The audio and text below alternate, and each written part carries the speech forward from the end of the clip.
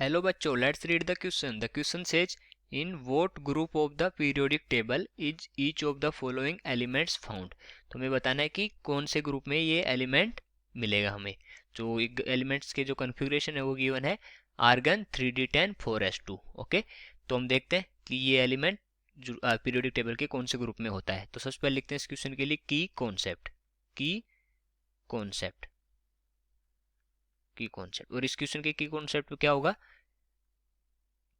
Group of the periodic table. Groups of the periodic table. Periodic table. Okay, तो हमें देखना है कि जो पीरियोडिक टेबल में कौन कौन से ग्रुप होते हैं और कोई एलिमेंट कौन से ग्रुप में होता है, तो वो कैसे पता करेंगे. ठीक है, तो इसका इलेक्ट्रॉनिक कन्फिगरेशन है वो क्या गिवन हमें? Electronic configuration. Electronic configuration. Okay, वो गिवन हमें आर्गन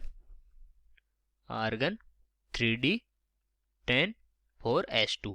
अगर हम आर्गन को देखें तो आर्गन का मतलब होता है 1s2 क्योंकि 18 पे आता है. ठीक है, 1s2 2s2 2p6 और ये हो जाएगा 3s2 3p6 और यहाँ पर आ जाएगा 4s2 और 3d10. ओके, तो यहाँ क्या हो रहा है कि यहाँ तक तो हो गया आर्गन, ये जो 3p6 है यहाँ तक वो आर्गन है और फिर 4s2 3d10 और यही इनका जो ऑर्डर होता है, ये जो इलेक्ट्रॉन्स के ऑर्बिटल में जाने का ऑर्डर होता है यही होता है. पहले सबसे पहले 1s में जाता है, फिर 2s, फिर 2p6 3s 3p6 4s2 3d10. तो यहाँ ध्यान रखना है कि पहले 4s में जाता है 3d में बाद में जाता है. अगर 4s फुल होता है तब जाता है 3d में. ओके, तो यहाँ जो 4s2 का मतलब है कि ये s ब्लॉक में नहीं होगा.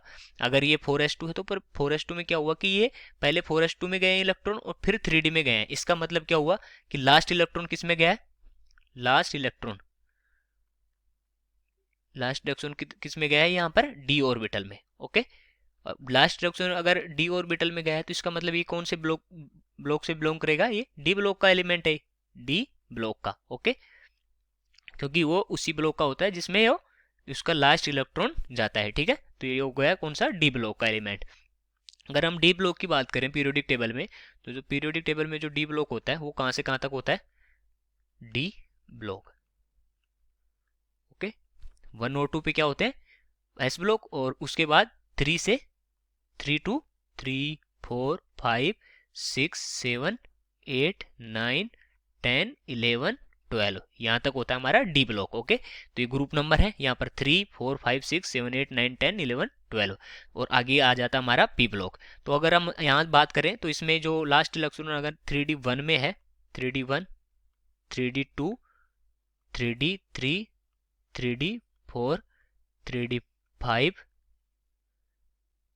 3d6 3d7 3d8 3d9 और यहाँ पर आ जाता है 3d10. ओके, और यहाँ पर एक एक्सेप्शन भी होता है क्योंकि सीयू के केस में पहले 4s1 में जाता है और फिर ये 3d10 हो जाता है. ठीक है, वो एक्सेप्शन है, उसको अगर अलग से केस लेंगे कभी उसका हम अलग से केस ले सकते हैं. ठीक है, अगर हम यहाँ इसकी जो इलेक्ट्रॉनिक कन्फिगरेशन की बात करें, ये गिवन है हमें, तो उसका मतलब ये इलेक्ट्रॉनिक कन्फिगरेशन ये इसका है, इस एलिमेंट का है. ठीक है, तो इस एलिमेंट को क्या बोलते हैं?